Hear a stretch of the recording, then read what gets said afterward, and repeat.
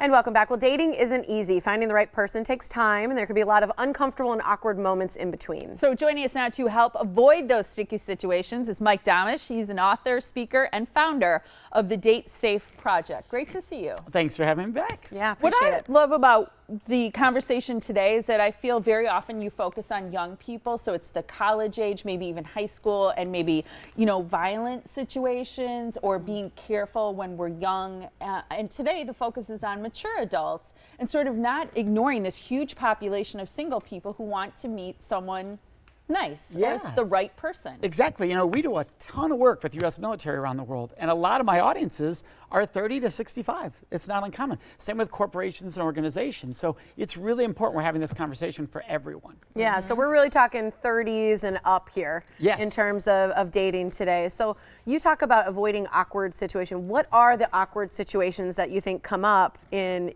dating? Well, a lot of people say the awkwardness is just what are the expectations at this age? Yeah. You know, I'm not 12, I'm not 16, I'm not 21. Like, what are the expectations? So they get really scared of what do they expect of me when we just start that date, when we show up. And so what I tell people is clear the table and make it really easy to talk about the expectation. Yes, because what most people get frustrated is, I don't know what they're thinking, they don't know what I'm thinking. Say it. Yeah. Right? Make it easy. So I'll give you a classic example of what you can do. Most people hate the end of a date.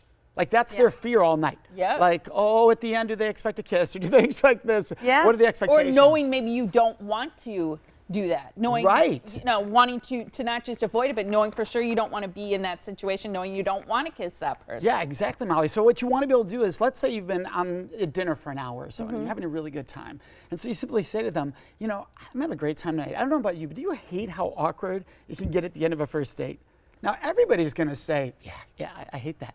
Great. How about this? If I'm feeling a connection and I really would love to kiss you, I'll ask, because that's cool. And if you wouldn't mind doing the same for me, we avoid all that awkwardness.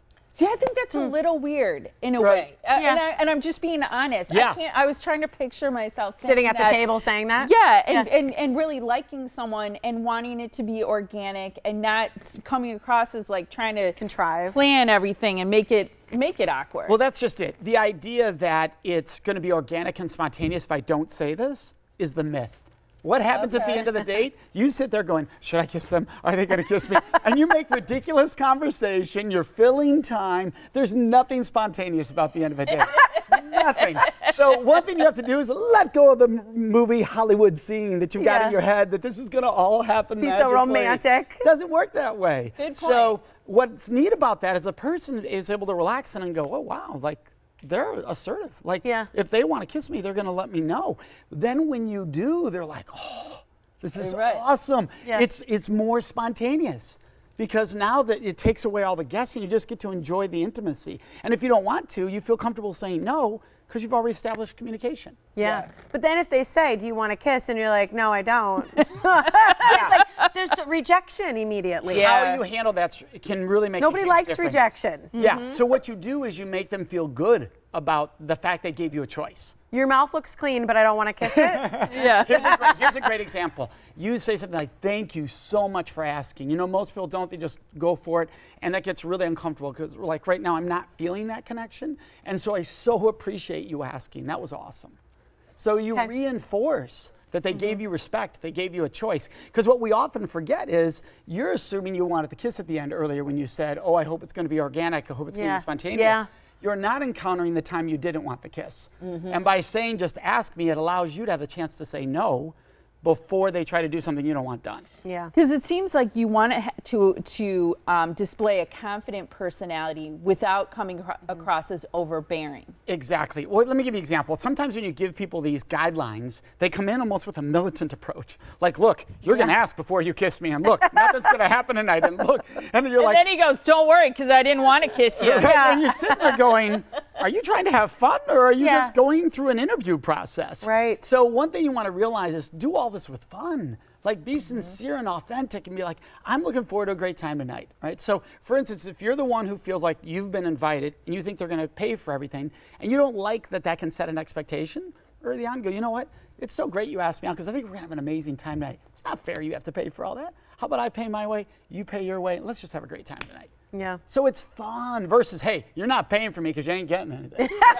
so that's not, nobody wants to be with that, right. like this fear person, you know, running in fear. Yeah. What do you think are some of the benefits of dating in your 30s, your 40s, your 50s, your 60s? Here's what I love. My friends who are single in their 40s and 50s are like, you know what's awesome about it? People just get to the point. A little you more cut direct. out the games. What we're talking about, the ones who do it say it makes dating so much more fun, direct, cut out the mind games. So if somebody is at a place where like, hey, I just want to get together and have some intimacy with someone, they'll be direct. Yeah. And if the person doesn't want it, they'll be like, no thanks, and everybody's okay with it. Versus, we're going to play this game for 3 or 4 hours, and I'm going to attempt this move, and you never wanted that, and it's just a mess. Yeah. It's uncomfortable. Yeah. We're running out of time, but quickly, do you have a thought about online dating and mature adults, so people 30 and over, and being online about it? Yeah, what I always tell people is be careful of letting fear run your life. So if you've heard some bad cases of online situations, ask yourself, well, what could I have done differently than that situation